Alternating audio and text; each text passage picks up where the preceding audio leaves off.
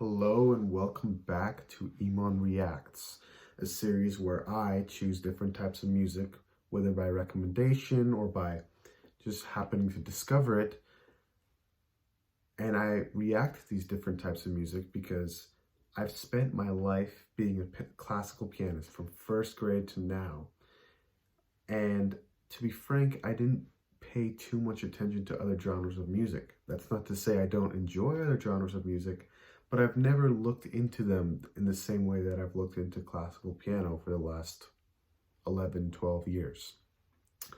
Today's genre is alternative or indie.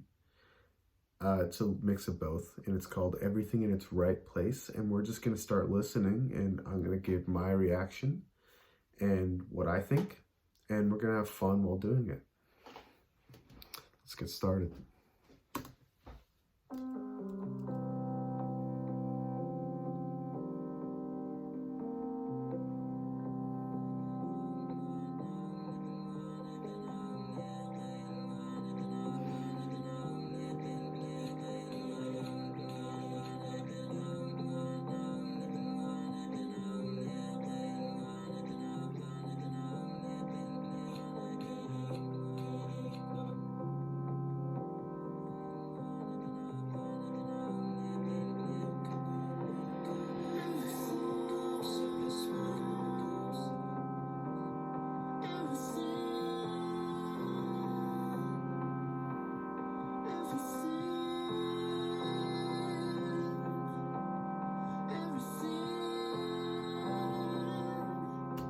Okay, one thing I'm noticing right off the bat is that although a simple concept, repetition can be a powerful thing because it really creates anticipation. So when someone is writing a piece of music, you repeating certain musical phrases is intentional because it creates anticipation for what's going to happen next, which I'm definitely feeling while listening to this.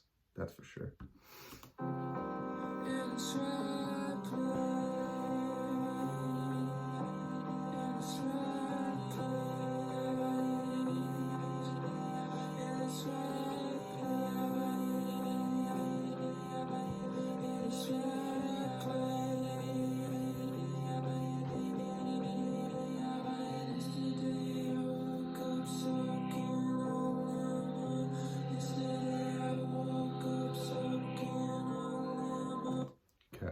I can already tell that this is meant to be a purely ambient piece. A few things that give it away are the use of echoes.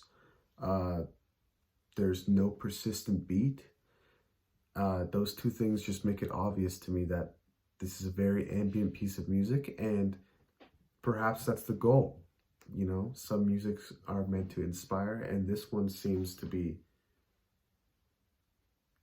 out here to set a mood, and it's definitely doing that. I'm very surprised by the way this music is sounding, I'm not gonna lie. It's definitely obscure, it's definitely ominous so far, that's what I would say.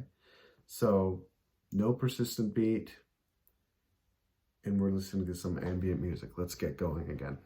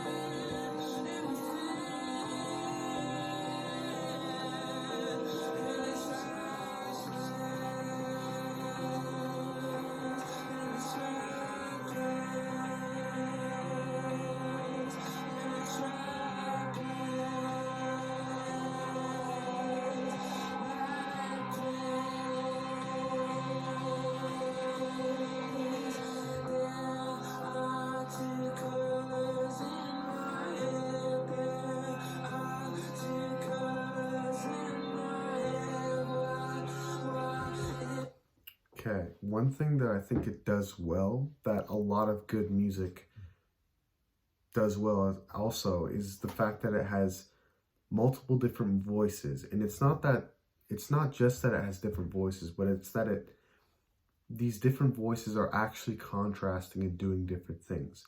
We have the electronic voice that sounds almost as if it would be a person, but the words or what's being said is indescribable. And at the same time, we have a piano and a bass doing something slightly different. And what's really key to judging the voices of a song is if you can really close your eyes and focus in and actually hear the different voices of a song.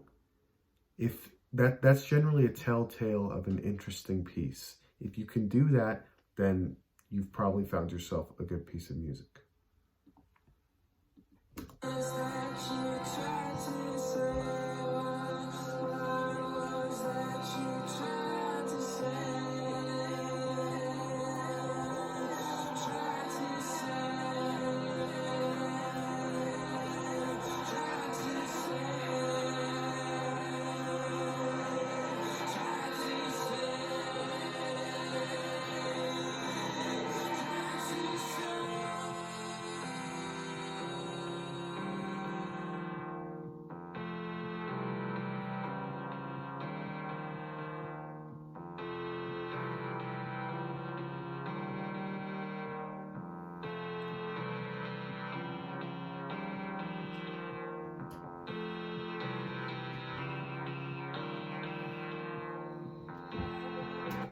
One thing I've noticed while listening to this is that typically when the piece is in a crescendo, it's also picking up tempo at the same time. And when it's decrescendo, when we're in a decrescendo, we're also slowing down.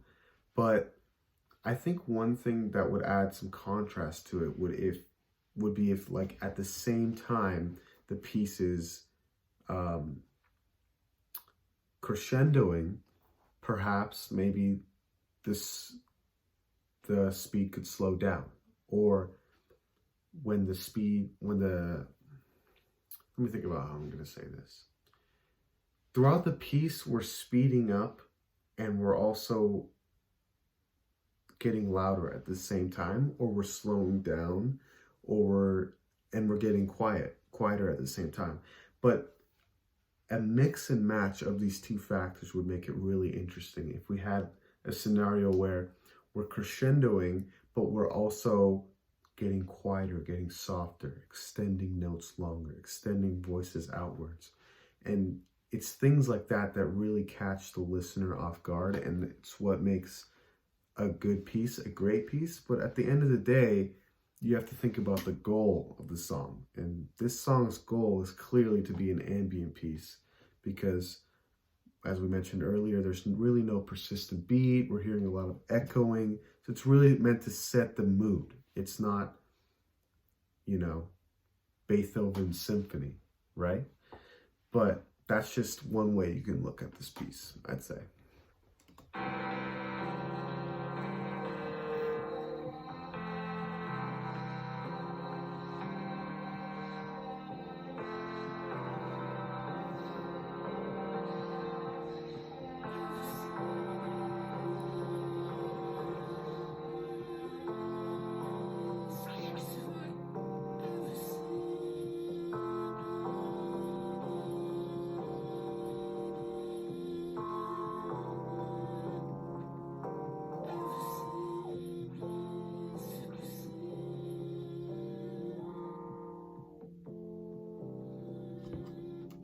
Another thing I noticed is that in the melody, there's not a lot of large intervals. All the intervals that the melody's making are like really small and close together.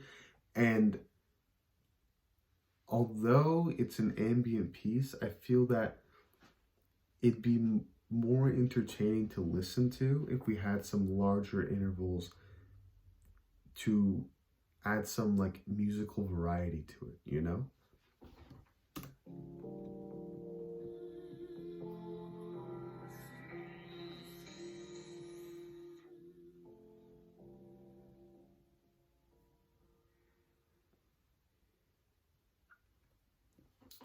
Now, that piece was in F minor, right?